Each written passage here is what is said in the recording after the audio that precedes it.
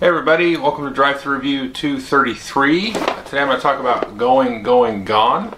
It's a new game from Stronghold Games, and it is designed by Scott Nicholson, who also is famous for doing video reviews of board games. And there's an interesting little thing on the cover here. You can see it says Board Games with Scott, but the board games have been crossed out and it says Auctions with Scott. So that was the name of Scott's video review series called Board Games with Scott. Plays 2 to 6 players, takes about, this is 20 minutes in the box, that's about right.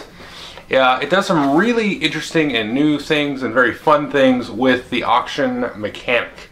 So let me just jump into probably one of my shortest how to play types of things, and then I'll come back and say what I think. I just want to say before I do this, Scott himself has done a video on how to play the game and lots of different variants and ways that you can sort of, explore the game and, tinker with the game and have fun with it. So I would definitely check that video out. But let me just show you quickly how to play and I'll tell you what I think of it. Okay, here you can see most of the components that come with the game. I do have 3 other colors of cubes bagged up here. And each player is going to take 25 of their color cubes to start the game, and these are considered bucks, or the money in the game. And the idea is that you want to have the most of these left over. So you start with 25 of these, you set the rest aside. You do have these little $10 chits here that you can make change with if you get low on the number of cubes that you want to use. You've got these 5 cups here, which are very interesting. You have a paddle here, which also serves as the rules for the entire game, but you actually will use this paddle in the game. And you've got a set of cards here that you're going to be bidding on. And there's 2 things to kind of notice about the cards. First, you have basically a type of item. So here we've got cars. So we've got 2 cars here, and there's a bunch of cars inside the deck here, and you can see that they're associated with different countries. So what you're trying to do is either collect sets of like flags, so you're trying to get a bunch of Italian flags, German flags, Japanese flags, American flags, or you're trying to get a type of, a set. So you're trying to get the baseball cards, the stereos, the board games, all suspiciously from Stronghold Games, comic books, cars, everything. So why you're trying to collect these is you're going to basically be able to sell these between each round. So each round you're going to set up the cups and line up cards with each of the cups here. So some of the cups are going to have 2 cards. There's 2 at the corner here. We'll each have 2 cards associated with them, and then each of the other 3 cups are going to have only 1 card. And then you're going to pick a start player, and they're going to get the auction paddle here, and they're going to be responsible for timing each round of the auction. Now there's enough cards in here to be dealt out and play over 7 rounds. And the way the round's going to work is I will take this, and then I'm going to count down from 10. Now you can count down really, really fast, like 10, 9, 7, 6, 2, 5, 4, 3, 2, 1. Maybe not quite that fast. Or you could go really slow, 10, 9, 8, 7. But you have to keep the same pace. You can't go 10, 9, 8, 7, 6, 5. You can't do that. So you have to keep the same pace. Now, there's a variant where you can just do it however you want, but the basic rules of the game are that you keep a consistent pace. So during that time, I'm just going to take a bunch of cubes here. Players are going to be trying to figure out which of these sets of cards they want. And so during that time, players are going to be dropping in cubes, and hopefully with a little bit of thought behind it. And then once the guy gets down to 2, 1, and says gone, they're going to throw down the paddle on top of that to block any of more cubes from being put in there. And then you're going to reveal this, and then whoever has the most cubes, obviously white in this case, will get the card.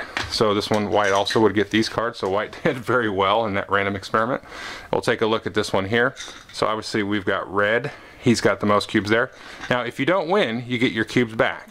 If you do win, then your cubes go away and you've lost the money, but hopefully you can try to make it back. And then red obviously won this one here, and then red won that one there. Now if there's a tie, let's say yellow also had 2 cubes in here, and then whoever holds the paddle here is going to win the tie. If they're not involved, you're just going to go around the table clockwise until the first person that was involved in the tie, they will win the cards, and then they will collect the cards.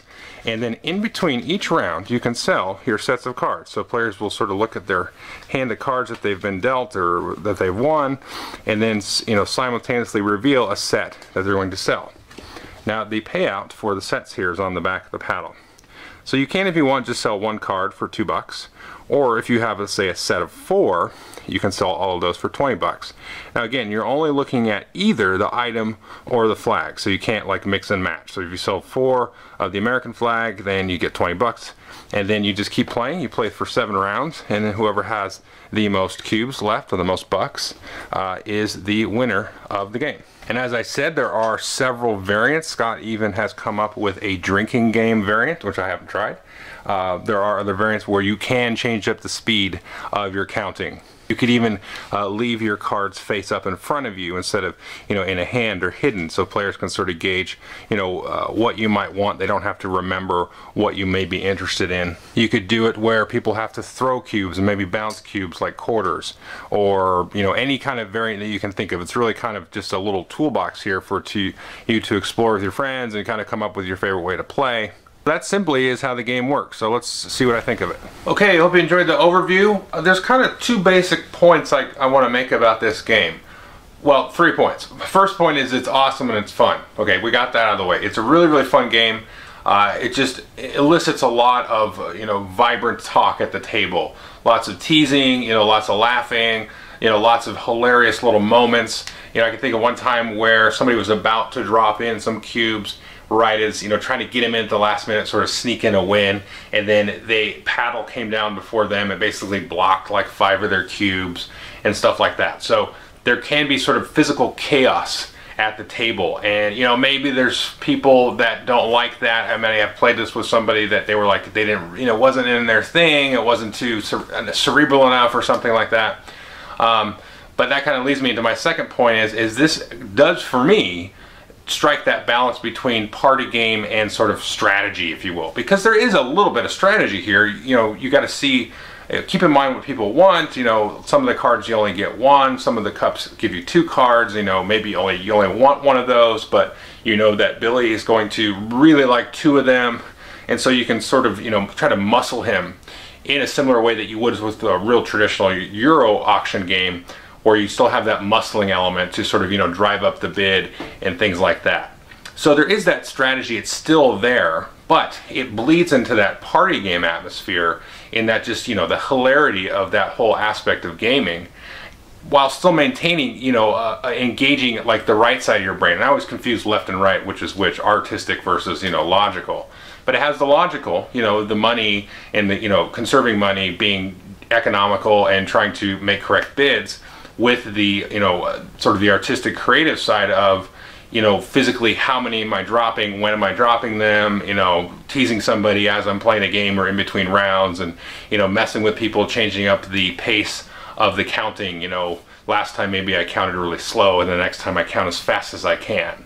So it does have that sort of bleed over across both of those sort of brain hemispheres, if you will, but not to get so pedantic and academic about it, but it does bleed over, and it sort of excites multiple parts of, stimulates multiple parts of my brain. Anyway, so the other part of it that is interesting is we stepped a little bit further into more of the mechanical side, and most auction games, some people might find them boring, like especially we see this in Power Grid sometimes, where you're bidding for power plants, and I bid 36, I bid 37, I bid 38, I bid 39, and then I'll jump up and say I bid 45.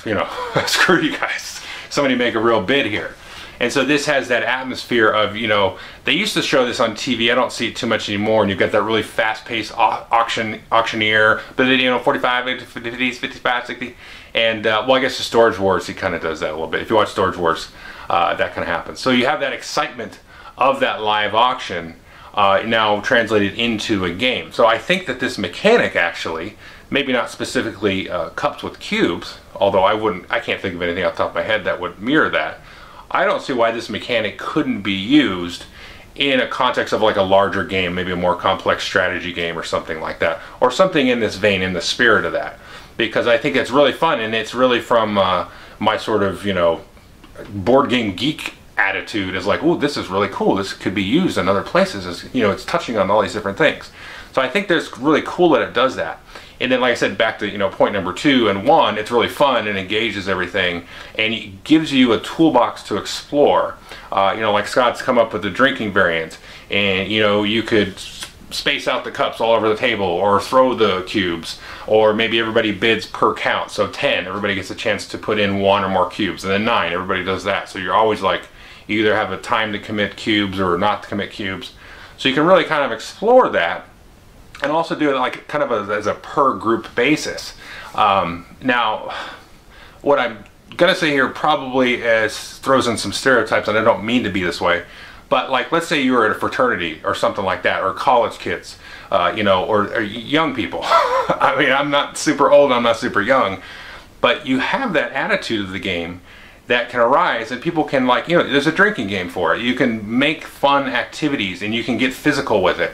If you really wanted to, you could, you know, you could say, okay, that you can allow elbow checks, body checks, you know, maybe I can body slam you. You know, so you can really explore, because it's got that physical element to it. You know, maybe you can try to block cubes. You can add in those elements that will work for, you know, one group versus another. I mean, I know for a fact there's people I play with that would be like, if you're going to block my cubes, I'm never going to play this game with you. And that's cool. I mean, I'm not really that excited about that either.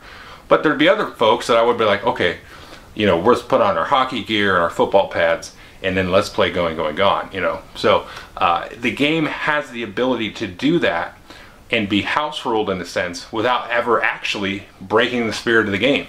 No matter which way you play it, I think the essence and the core of the game is still going to be there no matter how you change it. So anyway, it's really, really fun. I definitely recommend folks get this. I don't see this ever ever leaving my shelf for the most part, because it's so flexible, and it's totally one of those games that I think fits in like a for sale type of thing. It has a gateway, you know, aspect to it where people won't expect what they're seeing if they're not familiar with board games and things like that. So it has that kind of thing going for it as well. So, you know, 10 years down the road, if I want to play some games with some new folks, you know, I'm in a different area, whatever, who knows what's going on with my life, this is a game I will have, and I can say, here you go, this will be fun, and I guarantee you it'll be fun for everybody at the table once we settle on you know, a way that we like to play it. And obviously the rules out of the box are going to work for 90% of people. So anyway, Going, Going, Gone, totally get this game. It's very, very fun. I think you'd be missing out on the game if you don't try it out. So thanks.